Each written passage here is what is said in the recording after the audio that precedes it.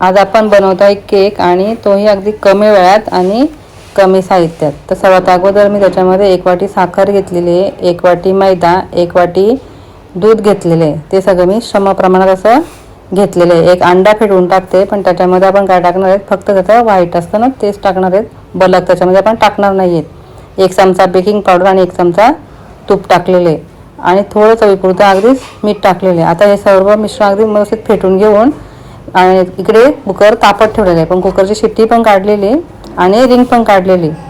नंतर एका भांड्याला तूप लावून त्याच्यामध्ये हे सर्व मिश्रण असं ओतलेले आणि फक्त 10 मिनिटांसाठी हे आपण त्या कुकरमध्ये हे भांडं असं ठेवलेले आणि बघा आता छानपैकी आता आपला आता केक असा बनणार आहे। मग बघा बनला की नाही, अगदी कमी साहित्यात आणि लवकर आपला छानपैकी असा केक। मग तुम्हीही असा केक नक्की बनवून बघा।